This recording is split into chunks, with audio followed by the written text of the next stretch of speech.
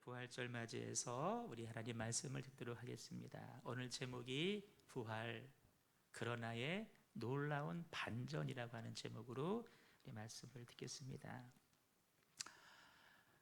바이러스로 인해서 정말 낯설고 좀 생경스러운 우리가 고난주간 보냈고 또 부활주의를 맞이했습니다. 하지만 우리 예수님, 인류의 죄를 대신 지시고 십자가에서 죽으신 지 사흘 만에 다시 살아나신 줄로 믿습니다. 아멘. 예수님 부활은 분명한 사실입니다. 부활의 주님 주시는 생명과 기쁨도 영원히 변하지 않는 줄로 믿습니다. 우리 예배에 참석하신 우리 모든 가족들 위해 혹은 여러 사정으로 나오지 못했다 할지라도 우리 부활의 주님 허락하시는 생명과 능력과 소망과 갖가지 복으로 충만히 임하시기를 주님의 이름으로 축복합니다. 목회자에게 주어진 중요한 역할 중에 하나가 성도의 마지막 삶의 자리를 지켜주는 일입니다.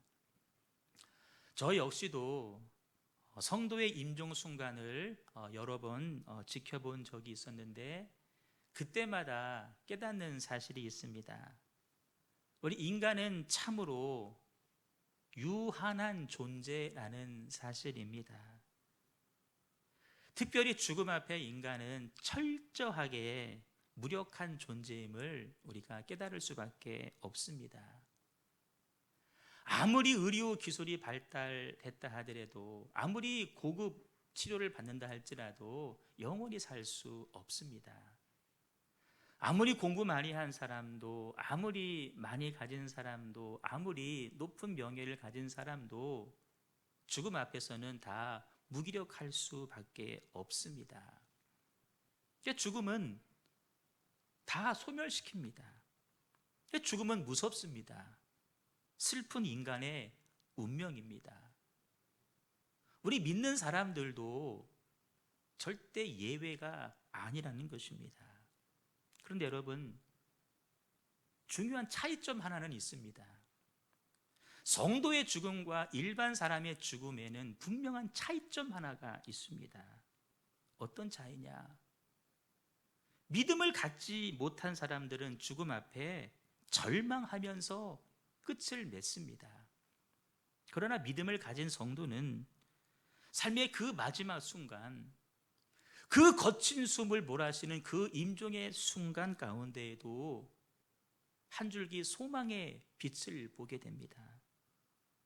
그 빛은 칠흑 같은 어둠을 뚫고 임종을 맞이하는 그 당사자뿐만 아니라 그 임종을 지켜보는 모든 사람들에게도 희망을 주는 빛입니다.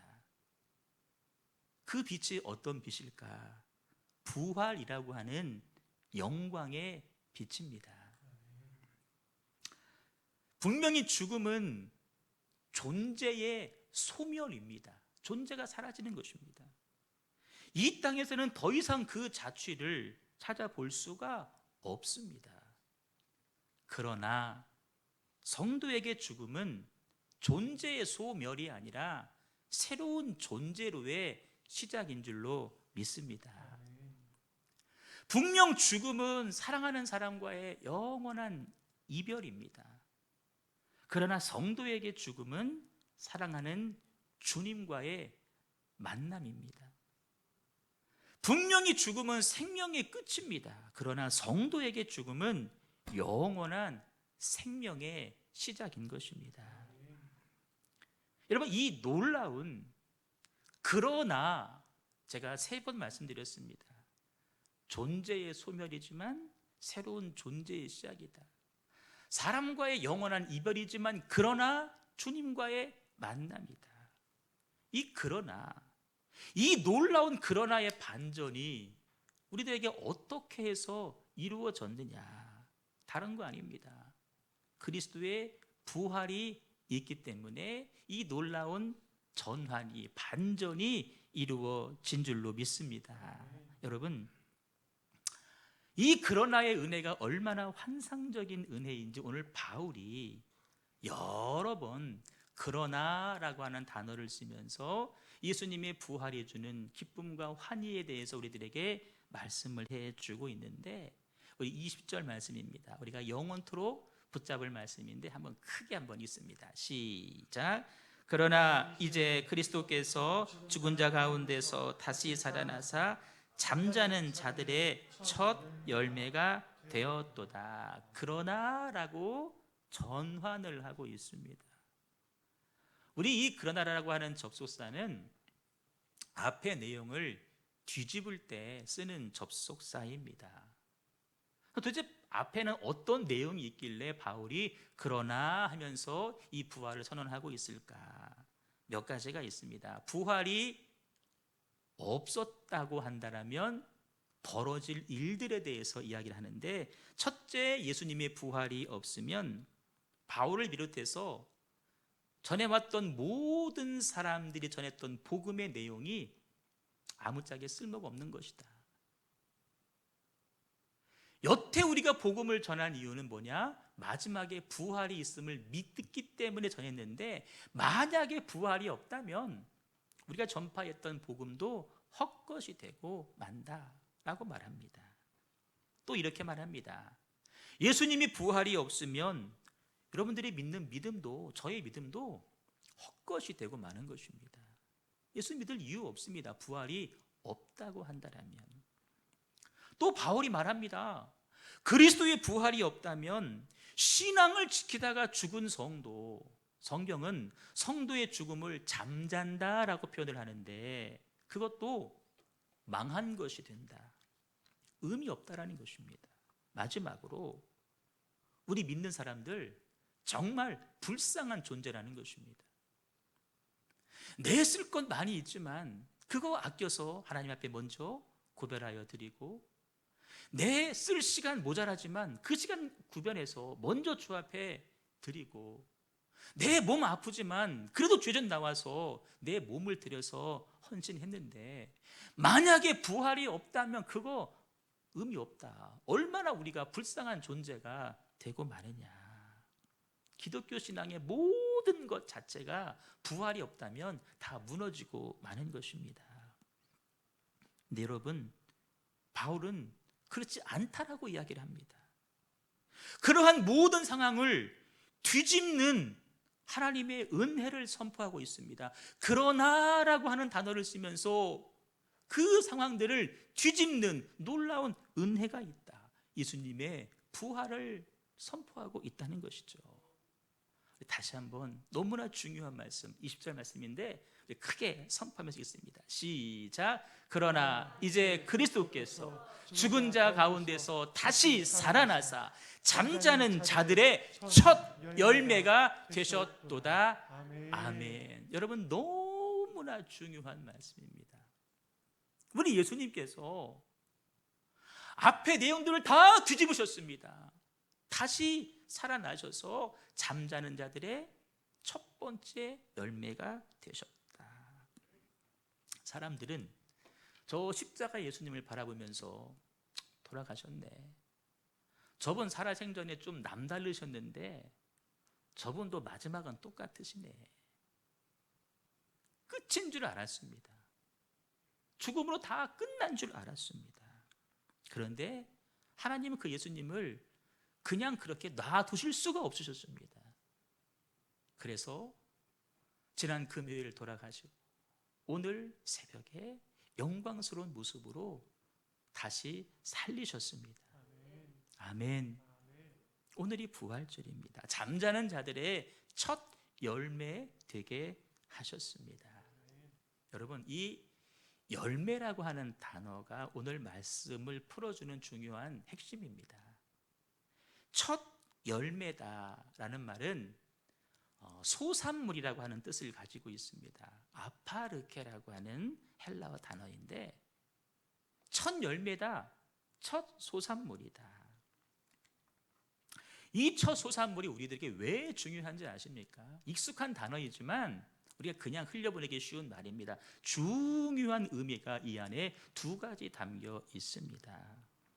여러분들이 식목일 지났지만 사과나무를 심었습니다.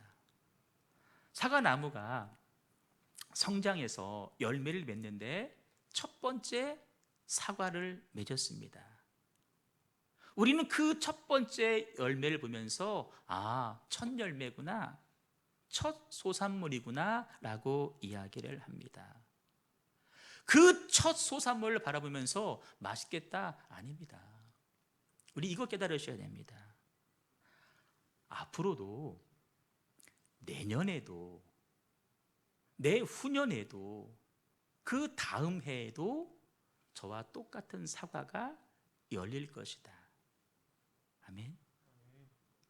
저 사과는 올해만 열리고 마는 것이 아니라 내년에도 열리고 내후년에도 열릴 것이다. 우리는 이를 가리켜서 지속성이라고 이야기를 합니다.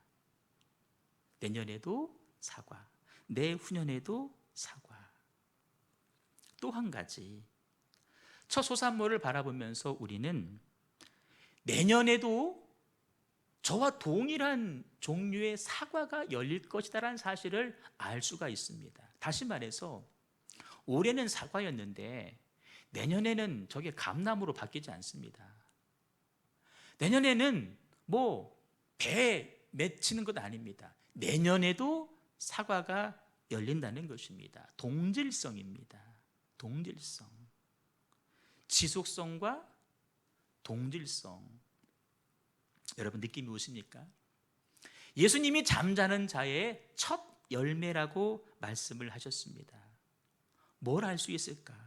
예수님 부활하신 것처럼 예수님을 따라서 저와 여러분도 그 부활에 참여하게 된다는 것입니다. 아멘. 예수님 부활하신 그 모습처럼 동질한 모습으로 예수님의 형상을 따라서 우리도 아름다운 모습으로, 영광스러운 모습으로 사과 또 사과 또 사과하는 것처럼 예수님 닮은 우리들의 모습도 예수님 닮은 모습으로 부활에 참여하게 된다는 것입니다. 부활의 지속성입니다. 부활의 첫 열매이신 예수님을 따라서 우리도 부활하게 된다. 이렇게 설명합니다. 각기 자기 차례대로 되리니라고 말씀하시고 먼저는 첫 열매이신 그리스도시다. 이미 하셨습니다. 그 다음에는 넥스트 예수님을 따라서 우리도 그 부활에 참여하게 된다는 것이죠. 누가? 저와 여러분이요.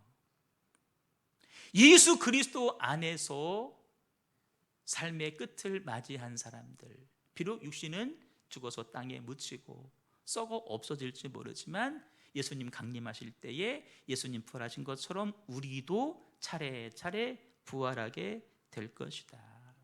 여러분, 부활에는 순서가 있습니다. 첫 열매이신 예수님 부활하셨고 그 뒤를 따라서 우리도 부활에 참여하게 될 줄로 믿습니다. 여러분, 주님의 무덤이 비어 있다는 사실이 얼마나 감사한 일입니까? 우리 무덤도 빈 무덤이 될 것입니다.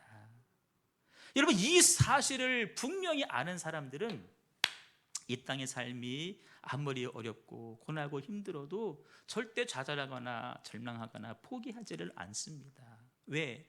이 땅의 삶이 끝이 아님을 알기 때문입니다.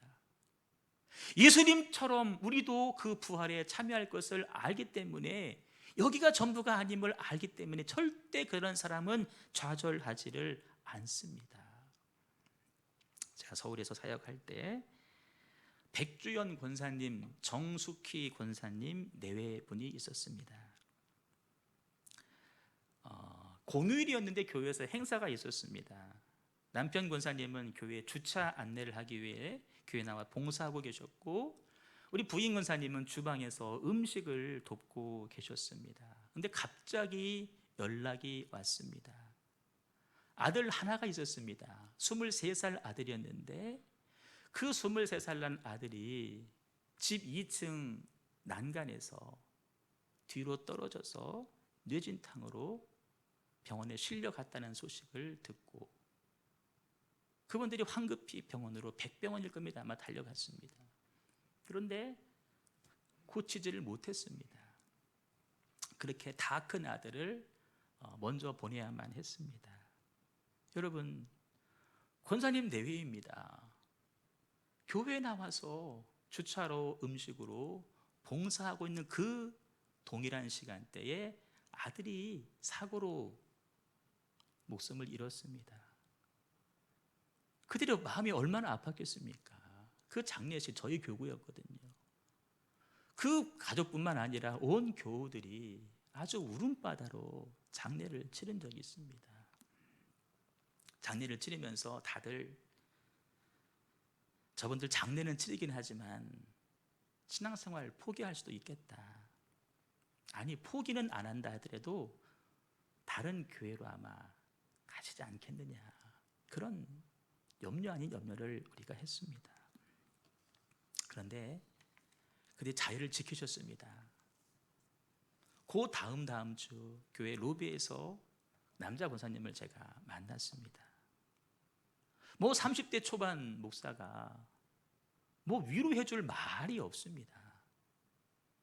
그냥 눈에 눈물만 좀 맺힌 상태로 아무 말 하지 못하고 그분을 바라만 보고 있는데, 마음 아파 우는 저를 바라보면서 그분이 이렇게 말씀하십니다. 목사님, 저희 괜찮아요.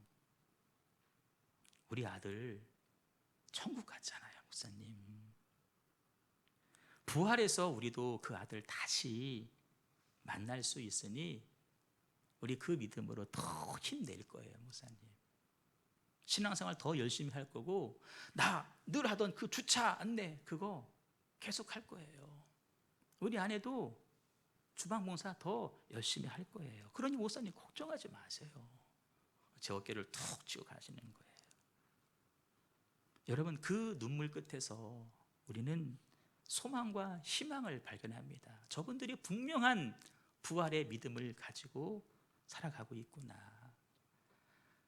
우리 말씀을 한번 읽습니다. 시작. 그러나 이제 그리스도께서 죽은 자 가운데서 다시 살아나사 잠자는 자들의 첫 열매가 되셨도다. 사망이 한 사람으로 말미암았으니 죽은 자의 부활도 한 사람으로 말미암는도다.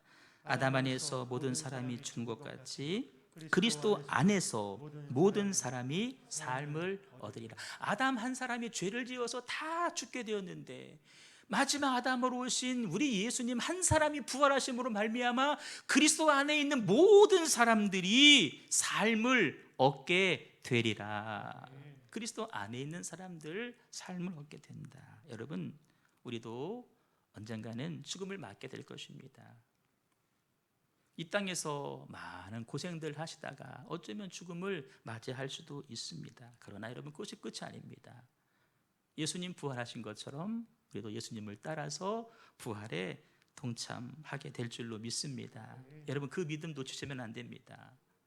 천국에서 시선이 떨어지시면 안 됩니다. 부활 소망에서 마음이 빼앗기시면 절대로 안 되는 것입니다. 그리스도 안에 있는 자들이라 그랬습니다. 마지막까지 그리스도 안에 머물 수 있기를 주님의 이름으로 축복합니다. 두 번째 부활의 동질성입니다. 동질성, 동일한 모습이라는 거예요. 누구랑? 예수님과. 지금은 비록 초라한 육신을 가지고 오늘을 살아가고 있지만 훗날에는 예수님의 형상을 우리도 입게 될 것이고, 예수님의 형상을 입은 채 부활에 참여하게 될 것이다. 세상을 살아가다 보면 우리 영혼도 약해질 때가 있습니다. 우리 몸은 말할 것도 없고 여기저기 아픕니다. 불편한 거 많이 있습니다. 그런데 부활의 때가 되면 그리스도의 형상을 덧입는다. 무슨 말이냐? 약해진 영이 아니라는 것입니다.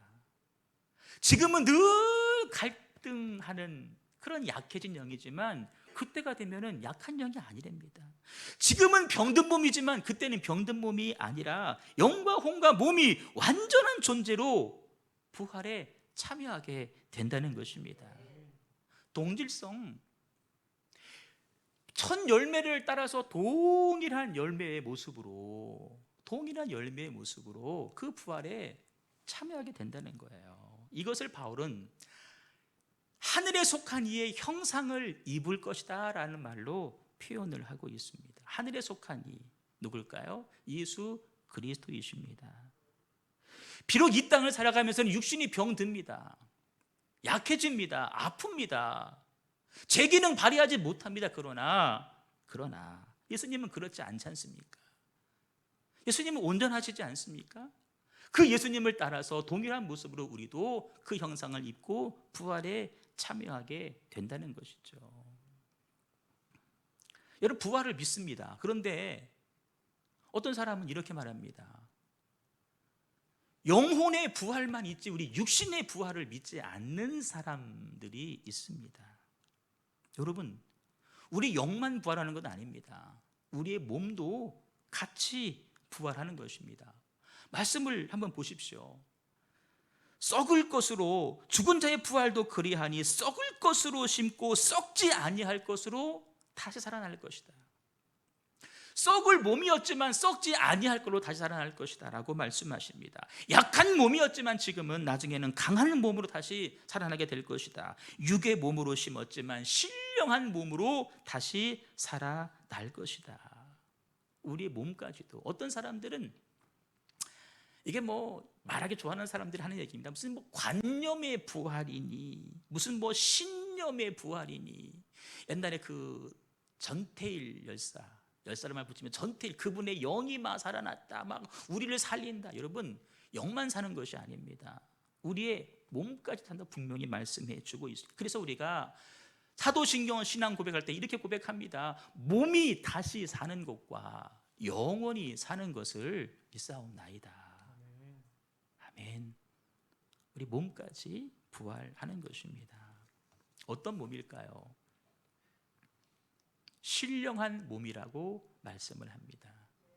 지금 약해 빠진 육의 몸을 심었지만 그때는 신령한 몸으로 부활하게 될 것이다. 어떤 분들은 이렇게 재밌는 질문을 하기도 합니다. 목사님, 몸의 부활 분명히 믿습니다. 근데 한 가지 궁금한 게 있어요. 저는 몇 해 전에 쌍꺼풀 수술을 했는데 부활할 때 쌍꺼풀 있는 채로 하나요? 없는 채로 하나요? 연세 드신 분들은 나는 이렇게 허리가 굽었는데 허리가 펴서 부활하나요? 허리가 굽은 채로 부활하나요? 여러분, 좀 엉뚱한 질문 같지만 몸의 부활을 분명히 믿기 때문에 그렇게 질문하시는 겁니다. 그거에 대한 답을 제가 이렇다 저렇다 답을 드릴 수는 없어요. 그래서 모릅니다. 그런데 드릴 수 있는 분명한 사실이 성경 말씀에 답을 해주고 있습니다. 어떤 몸이냐? 쌍꺼풀은 모르겠지만, 휜 허리는 모르겠지만 썩지 않는 몸으로 다시 산다라고 말씀을 하십니다. 썩지 아니할 몸. 사람의 몸을 무덤에 묻어보십시오. 며칠 못 갑니다. 그런데 썩지 아니할 몸으로. 어떤 몸이냐? 영광스러운 몸으로 다시 산다라고 말씀을 하십니다. 살 때는 다 약해 빠진 몸이었는데 그때는 어떤 몸이냐면 강한 몸으로 다시 산다라고 말씀을 하십니다. 또 어떤 몸일까? 신령한 몸으로 다시 산다라고, 영적인 아름다움으로 가득한 몸으로 다시 살 거라고 말씀을 해주고 있습니다. 육체와는 완전히 반대가 되는 모습입니다. 여러분, 우리의 영혼과 몸은 세상에서 약하고 병들 때가 있습니다. 그렇지만 결국에 부활의 날이 되면 그리스도의 형상을 덧입고 영혼과 몸이 완전한 존재로 살아나게 될 줄로 믿습니다. 여러분, 지금까지 드린 말씀들은 어쩌면 우리가 이미 다 아시는 말씀일 수 있는데 중요한 사실, 주님의 부활에 우리가 동참을 하게 되는데 이런 변화가 일어나게 될 텐데 이것이 우리의 힘으로 이루어지는 일이 절대로 아니라는 사실입니다. 이것을 가능하게 하시는 분이 우리 가운데 계시다는 겁니다. 그것이 누구냐? 살려주는 영으로 오신 예수 그리스도이십니다. 다시, 그 일은 우리의 힘으로 절대 가능하지가 않습니다. 누군가의 도움이 필요합니다. 누구의 도움이냐? 살려주는 영으로 오신 예수 그리스도. 자, 말씀을 읽습니다. 시작. 기록된 바 첫사람 아담은 생명이 되었다 함과 같이 마지막 아담은 살려주는 영이 되었나니. 여러분, 이 말씀 굉장히 중요한 말씀입니다. 하나님이 첫사람 아담을 만들고 생기를 부르셨을 때 그가 생영이 되었다, 살아있는 영이 되었습니다. 그런데 살아있던 그 영도 선악과를 따먹지 말라는 말씀을 어기면서 그 영이 죽은 영이 되고 말았습니다. 하나님이 직접 만들고 하나님이 직접 영을 불어넣으신 그 아담도 죄를 지을 때 그 영인 생명이 아니라 죽은 영이 되고 말았습니다.